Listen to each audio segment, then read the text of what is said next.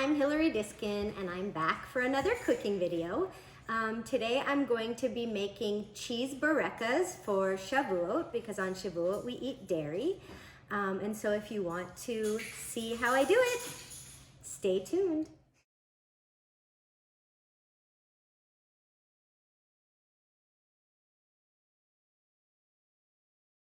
So first I bought Pepperidge Farm puff pastry because Trader Joe's doesn't have it right now, it's seasonal. So in the freezer section near the desserts in the grocery store, you can find packages of Pepperidge Farm puff pastry, and you have to open it and let it defrost for a little while so that it is soft enough to roll out. So the sheet comes in about an 8 by 8 and you want it to be about a 12 by 12. So I'm going to roll this out. I put it on a floured cutting board and I'm just gonna roll it out to make it a little bigger because the goal is to be able to make about 9 4 by 4 squares so that from each sheet of puff pastry you can get 9 Bourekas. So now that my puff pastry is rolled out, I'm just gonna kind of guess thirds, and then I go all the way down. That's my first cut, and it doesn't have to be exact.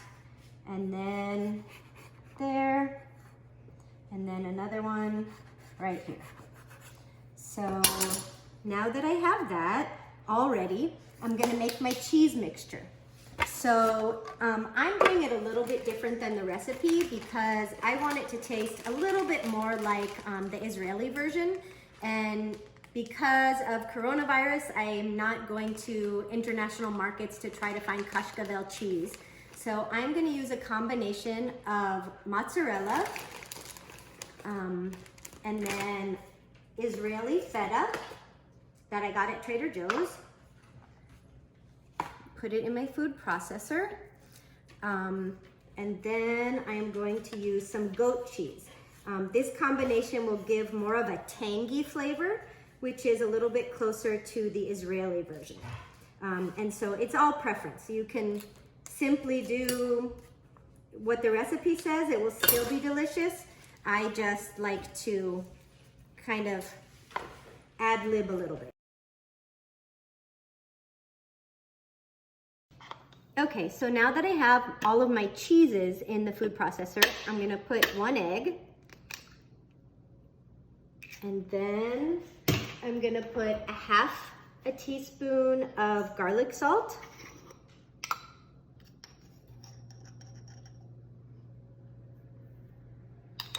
And 1 teaspoon of dried parsley. So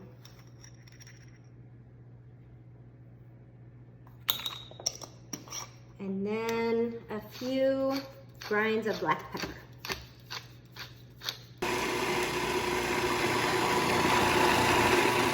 So now I've blended all my cheeses and my egg and my spices together in the food processor. And just for ease of use, you don't have to do this. You can use it right out of the food processor. But I like to put it in a bowl to make it easier to work with. And then I can just get my food processor out of the way. And then I made an egg wash. So I cracked 1 egg into a small bowl, added about a tablespoon of water and blended it up just to make it a little bit thinner. And then I'm gonna take my egg wash and I'm just gonna paint all 4 sides of my square of puff pastry dough. It helps it close and seal. You can actually do this with just water. You don't have to use an egg wash, but since I made an egg wash for the top of the Boureka, I'm just using it also for the edges. So then you're gonna take a heaping teaspoon. Don't take too much or it will seep out. And you put it in the middle, and then you're gonna fold it into a triangle and just kind of lightly push down on the edges. And that's it. You repeat that with all of your squares and seal them up, and then we will put them on a lined baking sheet.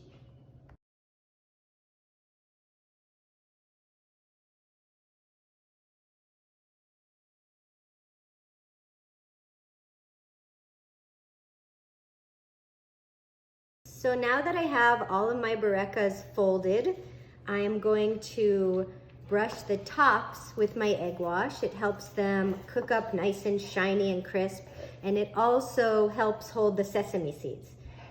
So while I'm doing this, I will tell you the other ways that I often do Bourekas is you can do spinach and cheese inside, you can do mashed potatoes, and then one of the ways you can either make them into different shapes to tell the difference, which is kind of what they do in Israel, or you can sprinkle different color sesame seeds. So I have white sesame seeds and black sesame seeds, and I put black sesame seeds on my spinach Bourekas, and I am gonna put white sesame seeds on my just cheese Bourekas. So get these all painted with my egg wash, and then we will sprinkle the sesame seeds on. And then while I've been doing this also, my oven has been preheating at 350 degrees, and I'm going to put this tray in the oven and cook them for about 20 to 25 minutes. And just, I kind of also keep an eye, and you'll see when your puff pastries start to get puffy and brown and golden on the top, and then you know they're ready. So now my Bourekas are folded, they have sesame seeds, and they're ready to go in the oven to bake.